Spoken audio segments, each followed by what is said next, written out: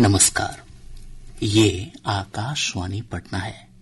अब आप अभिषेक दास से प्रादेशिक समाचार सुनिए। पहले मुख्य समाचार। केंद्र सरकार ने Buxar Bhagalpur high speed corridor के एक हिस्से के रूप में मोकामा से मुंगेर के बीच 4 लेन सड़क के निर्माण को स्वीकृति दी। भागलपुर दुमका रामपुर हाट रेल लाइन के दोहरीकरण को भी मिली मंजूरी। नेपाल में जारी गतिरोध को देखते हुए बिहार के सीमावर्ती जिलों में हाई अलर्ट। नेपाल के जनकपुर और मधुबनी के जयनगर के बीच रेल सेवाएं स्थगित। मुजफ्फरपुर की सीबीआई अदालत ने सीवान के पत्रकार राजदेव रंजन हत्याकांड में सभी 3 दोषियों को आजीवन कारावास और 30-30 हजार रुपये अर्थदंड की सजा सुनाई। और महागठबंधन में मुख्यमंत्री के चेहरे को लेकर विवाद और बढ़ा। कांग्रेस ने कहा, बिहार की जनता ही अपना मुख्यमंत्री तय करेगी। राजद ने तेजस्वी प्रसाद यादव को बताया मुख्यमंत्री पद का उम्मीदवार। अब समाचार विस्तार से। केंद्रीय मंत्रिमंडल ने मोकामा से मुंगेर के बीच 4 लेन सड़क के निर्माण को मंजूरी दे दी है। इसे Buxar Bhagalpur high speed corridor के एक हिस्से के रूप में विकसित किया जाएगा। इसकी लंबाई 82 किलोमीटर से अधिक होगी और इस पर 4,447 करोड़ रुपए की लागत आएगी। सूचना और प्रसारण मंत्री अश्विनी वैष्णव ने कहा कि प्रस्तावित परियोजना से लगभग 15 लाख मानव दिवस प्रत्यक्ष रोजगार और लगभग 18.5 लाख मानव दिवस अप्रत्यक्ष रोजगार सृजित होंगे। मोकामा से मुंगेर 4 लेनिंग, ये बेसिकली बक्सर भागलपुर कॉरिडोर का सेक्शन है। इसका इन्वेस्टमेंट होगा 4,447 करोड़ रुपए का ये इन्वेस्टमेंट होगा। दक्षिणी बिहार का एक महत्वपूर्ण प्रोजेक्ट है ये प्रोजेक्ट काफी करीब कहीं पे 6 लेन है, कहीं पे 4 लेन है, कंप्लीट हो चुके हैं। आज जो अप्रूव हुआ है ये मोकामा से मुंगेर तक का सेक्शन 82 किलोमीटर्स का। तो ये करीब पूरे के पूरे सदर्न बिहार का बड़ा एक मेजर कॉरिडोर कंप्लीट 4 लेनिंग इसका हो जाएगा। श्री वैष्णव ने बताया कि मंत्रिमंडल ने बिहार, झारखंड और पश्चिम बंगाल में भागलपुर दुमका रामपुर हाट रेल लाइन के दोहरीकरण को मंजूरी दी है। 177 किलोमीटर लंबे रेलखंड के दोहरीकरण पर लगभग 3,169 करोड़ रुपए की लागत आएगी। श्री वैष्णव ने कहा कि इससे भारतीय रेलवे की दक्षता और सेवा की विश्वसनीयता बढ़ेगी। दूसरा प्रोजेक्ट है आज का जो अप्रूव हुआ है वो है भागलपुर दुमका रामपुरहाट डबलिंग। ये 3,169 करोड़ रुपीस का प्रोजेक्ट है। बिहार, झारखंड और बंगाल को जोड़ने वाला एक बहुत ही इम्पोर्टेंट प्रोजेक्ट है। इस डबलिंग के बाद में भागलपुर से दुमका और उससे सीधा रामपुर हाट की तरफ गाड़ियां काफी जा सकेगी। काफी पैसेंजर गाड़ियां, मेल एक्सप्रेस, कई गाड़ियां इससे जा सकेगी। और बहुत बड़े जो तीर्थ स्थल है देवघर, उस धाम को भी जोड़ता है ये। और एक तरीके से साउथ बिहार को जो बड़ी कनेक्टिविटी चाहिए होती है टुवर्ड्स कलकत्ता, टुवर्ड्स साउथ, वो कनेक्टिविटी इस प्रोजेक्ट से मिलती है। प्रधानमंत्री नरेंद्र मोदी ने कहा कि केंद्र सरकार बिहार में कनेक्टिविटी के विस्तार के साथ आर्थिक विकास को और गति देने के लिए प्रतिबद्ध है। श्री मोदी ने सोशल मीडिया पोस्ट में कहा कि आज Mokama Munger 4 lane greenfield section और भागलपुर दुमका रामपुर हाट रेल लाइन को मंजूरी दी गई है। इससे लोगों का जीवन आसान होगा और रोजगार तथा कारोबार के नए अवसर पैदा होंगे। नेपाल में जारी हिंसा और राजनीतिक उथल-पुथल के बीच कर्फ्यू कल सुबह 6 बजे तक के लिए बढ़ा दिया गया है। नेपाल की सेना ने कहा कि सुरक्षा कारणों से यह कदम उठाया गया है। आगे की स्थिति के आधार पर अगली सूचना जारी की जाएगी। इधर विरोध प्रदर्शन के तीसरे दिन आज सेना की तैनाती के बीच काठमांडू घाटी में माहौल शांतिपूर्ण है। नेपाल में जारी गतिरोध को देखते हुए बिहार के सीमावर्ती जिलों को हाई अलर्ट पर रखा गया है। सीमा पर व्यापार चौकियों और अन्य प्रवेश बिंदुओं पर विशेष निगरानी रखी जा रही है। बिहार पुलिस और एसएसबी की टीम सीमा पार आने जाने वालों की गहन जांच कर रही है। बिहार में भारत नेपाल सीमा 726 किलोमीटर लंबी है और 7 जिलों पूर्वी चंपारण, पश्चिमी चंपारण, सीतामढ़ी, मधुबनी, सुपौल, अररिया और किशनगंज को छूती है। बिहार में दोनों देशों के बीच सीमा का एक बड़ा हिस्सा खुला है। इसे देखते हुए विशेष सुरक्षा व्यवस्था की गई है।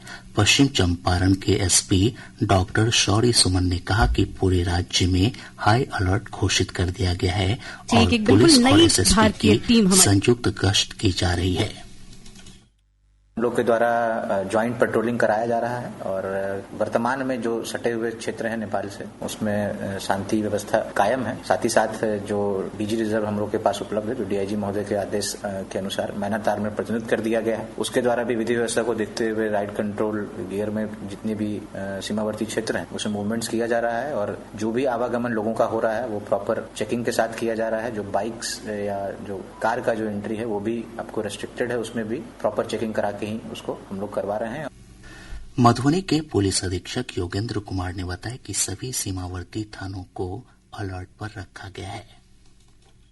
नेपाल में जो अभी सूरत हालात हैं उसके मद्देनजर मधुबनी पुलिस पूरी तरह से चौकस है और बॉर्डर के हमारे जितने भी पुलिस स्टेशन हैं सभी को हम लोग ने हाई अलर्ट पे रखा हुआ है। खासतौर पे जो बॉर्डर के थाना है उसको मैंने आदेश दिया है कि दिन हो या रात हो लगातार वहाँ पे जो चौकसी हम लोग बरत रहे हैं। एक्स्ट्रा फोर्स भी हम लोग ने यहाँ पे डिप्लॉय की है और जो भी लोग आते हैं या जाते हैं सबको हम लोग स्ट्रिक्टली चेकिंग फिस्किंग करके ही आने जाने दे रहे हैं। हम लोग की कोशिश ये है कि कोई भी अवांछित तत्व न इधर से उधर जाए न उधर से इधर आए, ताकि जो विधि व्यवस्था की कोई समस्या न खड़ी होने पाए। इस बीच नेपाली अधिकारियों के अनुरोध पर नेपाल के जनकपुर और मधुबनी के जयनगर के बीच रेल सेवाएं स्थगित कर दी गई हैं। केंद्र सरकार ने भारतीय नागरिकों को स्थिति सामान्य होने तक नेपाल की यात्रा नहीं करने की सलाह दी है। एक रिपोर्ट। सरकार ने नेपाल में भारतीय नागरिकों को अपने वर्तमान निवास स्थानों पर ही रहने, सड़कों पर जाने से बचने और पूरी सावधानी बरतने की सलाह दी है। साथ ही नेपाल के अधिकारियों और काठमांडू स्थित भारतीय दूतावास द्वारा जारी स्थानीय सुरक्षा सलाह का पालन करने की भी सलाह दी है। सरकार ने काठमांडू स्थित भारतीय दूतावास के हेल्पलाइन नंबर जारी किए हैं। नंबर है 977-980-860-2881 और 977-981-032-6134। नंबर एक बार फिर सुन लें, नंबर है 977-980-860-2881 और 977-981-032-6134। किसी भी सहायता के लिए इन नंबरों पर संपर्क किया जा सकता है। अमन की रिपोर्ट के साथ समाचार कक्ष से मैं मुकेश कुमार बल। प्रधानमंत्री नरेंद्र मोदी ने इस वर्ष स्वाधीनता दिवस पर लाल किले की प्राचीर से दिवाली से पहले वस्तु और सेवा कर जीएसटी में नए सुधारों की घोषणा की थी। जीएसटी परिषद ने 3 सितंबर को आम लोगों को राहत प्रदान करने के लिए दरों को युक्तिसंगत बनाने की मंजूरी दी। जीएसटी में सुधार आम आदमी पर केंद्रित हैं और 22 सितंबर से लागू होंगे। आज हम बात करेंगे शिक्षा के क्षेत्र में किए गए सुधारों के बारे में। एक रिपोर्ट। सरकार ने स्टेशनरी वस्तुओं पर जीएसटी दरों में छूट देकर शिक्षा क्षेत्र को बड़ी राहत दी है। नए सुधारों के तहत पेंसिल, शार्पनर, क्रेयॉन, अभ्यास पुस्तिकाएं, ग्राफ बुक, मानचित्र और चार्ट जैसी स्टेशनरी वस्तुओं को पहले के 12% जीएसटी से छूट दी गई है, जबकि रबड़ पर जीएसटी 5% से घटाकर 0 कर दिया गया है। विष्णु और सौम्या के साथ दृष्टि पुनियानी, आकाशवाणी समाचार, दिल्ली। प्रादेशिक समाचार आप आकाशवाणी पटना से सुन रहे हैं। ताजा समाचारों के लिए आप हमारे एक्स हैंडल AIR News _ पर जा सकते हैं।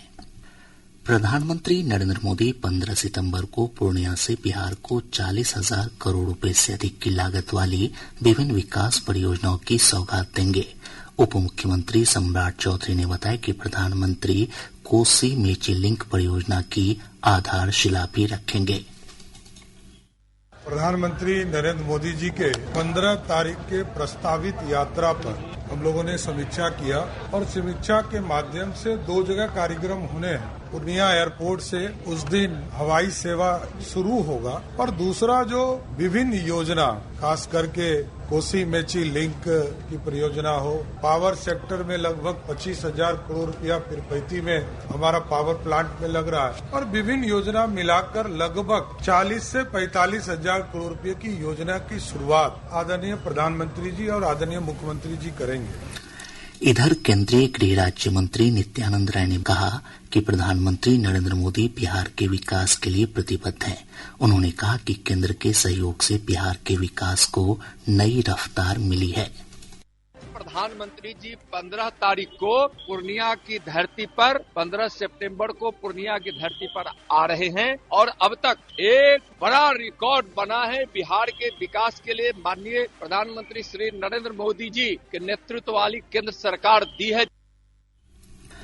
मुख्यमंत्री नीतीश कुमार ने आज पटना में आयोजित एक कार्यक्रम से सामाजिक सुरक्षा पेंशन योजना की राशि लाभुकों के खाते में अंतरित की। श्री कुमार ने 1,13,00,000 से अधिक लाभार्थियों के खाते में लगभग 1,264 करोड़ रुपए की राशि डीबीटी के माध्यम से हस्तांतरित की। इस अवसर पर उप मुख्यमंत्री विजय कुमार सिन्हा और समाज कल्याण विभाग के मंत्री मदन सहनी भी उपस्थित थे। इधर मुख्यमंत्री ने आज पटना में सड़क और आधारभूत संरचना से संबंधित 1,433 करोड़ रुपए से अधिक की लागत वाली 6 योजनाओं का शिलान्यास किया। सीवान के पत्रकार राजदेव रंजन हत्याकांड मामले में सभी 3 दोषियों को आजीवन कारावास और 30-30 हजार रुपए अर्थदंड की सजा सुनाई गई है। मुजफ्फरपुर की सीबीआई अदालत ने दोषी रोहित कुमार सोनी, विजय कुमार गुप्ता और सोनू कुमार गुप्ता को सजा सुनाई। इस मामले में अदालत ने लड्डन मियां और रिशु जायसवाल समेत 3 आरोपियों को साक्ष्य के अभाव में बरी कर दिया था। राजदेव रंजन की वर्ष 2016 में सीवान में गोली मारकर हत्या कर दी गई थी। महागठबंधन में मुख्यमंत्री के चेहरे को लेकर विवाद और बढ़ गया है। कांग्रेस ने कहा कि बिहार की जनता ही अपना मुख्यमंत्री तय करेगी। नई दिल्ली में संवाददाताओं से बातचीत में पार्टी के बिहार प्रभारी कृष्णा अल्लावरू ने कहा कि महागठबंधन में सभी दलों के साथ समान व्यवहार होना चाहिए और संतुलन होना चाहिए। बिहार का सीएम बिहार की जनता चुने तो बेटर है। इसमें बहुत सिंपल सी बात है कि गठबंधन में सबको बराबरी से देखा जाना चाहिए। जब संतुलन सीटों की होगी तो ऐसा नहीं होना चाहिए कि आपके हिस्से में सब खराब सीटें जा रही हैं, किसी और के हिस्से में सब अच्छी सीटें जा रही हैं। आपको भी अच्छी सीटें मिलनी चाहिए और कुछ खराब सीटें आपको भी मिलेंगी, किसी और को अच्छी भी मिलेंगी और खराब भी मिलेंगी। तो संतुलन रहना चाहिए, ये हम मानते हैं और हमारे गठबंधन के सारे पार्टनर्स मानते हैं। इस बीच राजद प्रवक्ता मृत्युंजय तिवारी ने कहा कि निर्विवाद रूप से तेजस्वी प्रसाद यादव ही महागठबंधन से मुख्यमंत्री पद के चेहरे होंगे। एक बात स्पष्ट हम कर देना चाहते हैं कि कौन क्या बोल रहे हैं, नहीं बोल रहे हैं, इससे फर्क नहीं पड़ता। हमारे सहयोगी हो या हमारे विरोधी हो, वो सब जानते हैं कि तेजस्वी जी के लिए जनता बेकरार है। अब बयान वो दे रहे हैं, लेकिन आप इस बात को स्पष्ट मान लीजिए, हमारे सहयोगी कांग्रेस पार्टी है, ये भी नहीं कहा है कि तेजस्वी जी के अलावा कोई दूसरे होंगे। प्रदेश में मानसून पूरी तरह सक्रिय है। मौसम विभाग ने आज पूर्वी चंपारण, पश्चिमी चंपारण, सुपौल, अररिया और किशनगंज जिले में कुछ स्थानों पर भारी बारिश की चेतावनी जारी की है।